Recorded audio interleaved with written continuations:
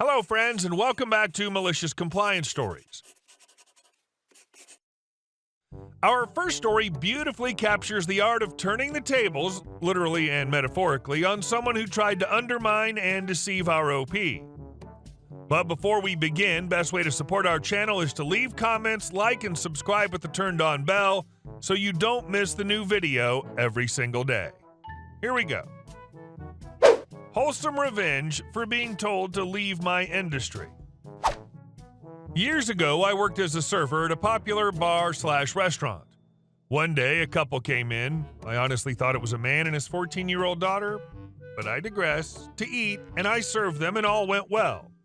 As they were leaving, the man told me he was a manager at another popular bar/restaurant in the area, and he thought my service was great and offered me a job. I liked my job and made decent money, but wanted to pick up more shifts during the week and wanted to be a bartender. Already financially secure and figuring I had nothing to lose, I told him that I liked my job, didn't want to quit, would be interested in picking up day shifts as a bartender. He counters that if I worked for him, he wouldn't want me to have another job as he would prefer to be my priority. I tell him I need to make X amount of dollars for rent, etc., and couldn't leave my job unless I was guaranteed to make the same amount or more. He vaguely says, "I think you'll find you'll be very well compensated." So I didn't quit, but I did pursue picking up extra shifts at his restaurant. He wanted me to start as a busser. When asked why, he said because it was the most difficult job, and if I could handle that, then I could do anything. Okay, doesn't make sense to me, but sure.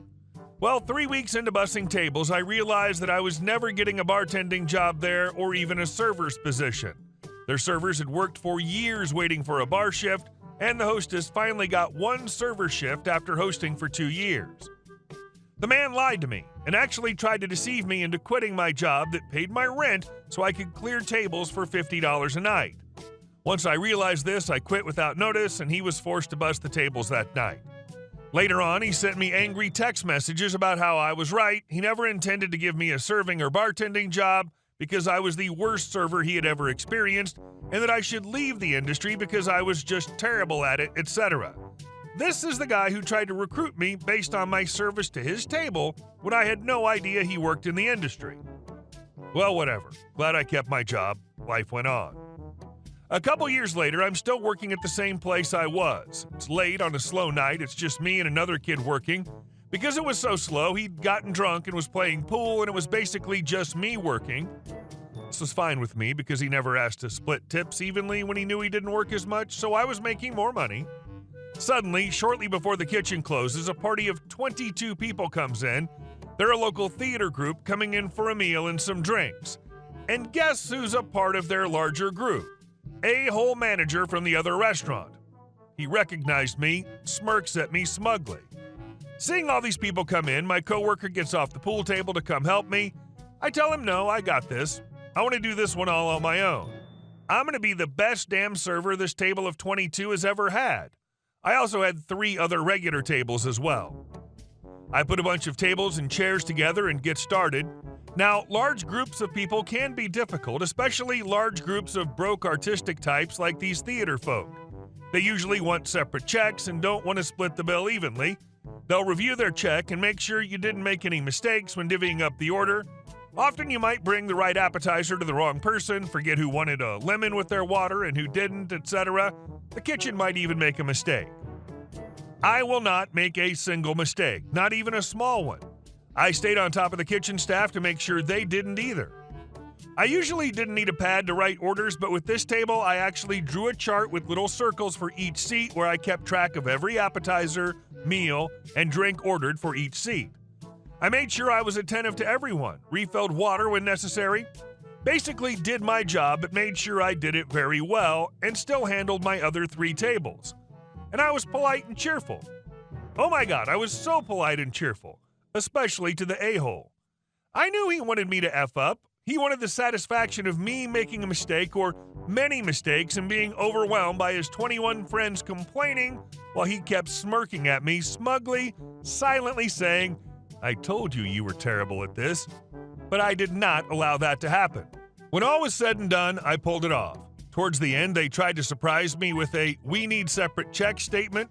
For 22 people, you should really state this at the beginning, but I wasn't bamboozled. I'd been keeping track of their individual orders the whole time. They all reviewed their checks and no one had a single complaint. I made no mistakes. One by one, they all left. Only one person stayed behind. It was the a-hole. He waited until his friends left and he said to me, "I just wanted to tell you that was great service." It was all the apology and acknowledgement that he knew he was a jerk that I could want, and I was satisfied. I smiled and politely said, "Thank you." Despite this guy being a total jerk about hiring you, have to give him credit for sort of admitting his mistake. Given his texts, I was expecting him to nitpick and sulk. Hats off to OP for pulling this off, though. And our second story. Go ahead and call my work. I don't care. I work in a busy city center pub in Edinburgh, Scotland. Our uniform is black blue jeans with a casual t-shirt with the pub name on it. Most of the time we finish at 1:30 a.m., so I'll go to this 24-hour supermarket called Asda. The uniform there is a black and green polo shirt with black trousers. This time I was there during the day as I was picking up snacks for the people at my work before I went. I was in the confectionery aisle when I saw, out of the corner of my eye, her. She was clearly staring at me. Cue this woman charging up to me. H. I've been looking for an hour for one of you lazy dumbos. Me. I'm sorry? With a very confused look on my face. H. There's no milk on display. Go to the back and get me 2 cartons of semi-skimmed milk. M. Oh, you must be confused. I don't work here. I'm a customer. Oh boy, did crap hit the fan. Her face went redder than an uncooked steak with a pure look of hatred for me. H. How dare you call me stupid? I have an IQ of... I forget the number. I'm clearly smarter than you. M. Lady, if you were smart, you'd realize I don't work here. At this point, I realized the time and walked off to the checkout, but she was nowhere near done and grabbed my shoulder and swung me around. H. Go get what I asked for. M. I work in a bar in the city. See? Pointing to my shirt. I work somewhere else. And don't yell at people. You get nowhere in life being mean to strangers. Now, please leave me alone and go talk to one of the actual employees. At this point, the manager walked up, maybe because one of the employees overheard and reported it. We shall call him W for William. W. Is everything okay here? H. Still not getting it. No, I want her fired. No, more than fired. I want her ruined. And I want you fired for hiring her. W. She doesn't work here, actually. I think it says on her shirt she works somewhere else. H. No, she doesn't. You're just trying to protect her. M. For the last effing time, I don't work here, lady. I gotta say it. She raised her hand and slapped me right across the face. W on the radio. Security to aisle 5, quickly, please. H. Good. Get her thrown out of here and out of my sight. Security arrives. S. What's the problem?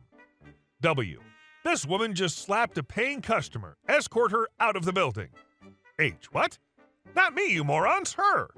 S. Ma'am, you need to leave or we'll be forced to call the police. She starts kicking and screaming, and security has clearly had enough and pins her to the floor while the manager calls the cops.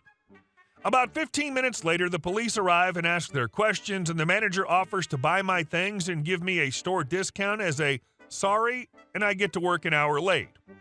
But it ain't over yet. After my shift, my manager calls me into the office and explains he got a threatening phone call about suing the company. Huge chain pub company. He plays the recording, and it's her. She basically goes on to describe me in detail, and I explain further what had happened, and we have a good laugh. WTF is wrong with people? How does someone get it in their feeble mind that people don't work somewhere when told several times, much less that it's okay to assault someone? Please tell me charges were filed. And our last story. Insane HOA president. I live in a pretty nice middle-class neighborhood, basically right outside of a large city in the western United States. It's a newer neighborhood in the grand scheme of things, and more houses are only just being built, evidenced by an unfinished cul-de-sac down the street from me.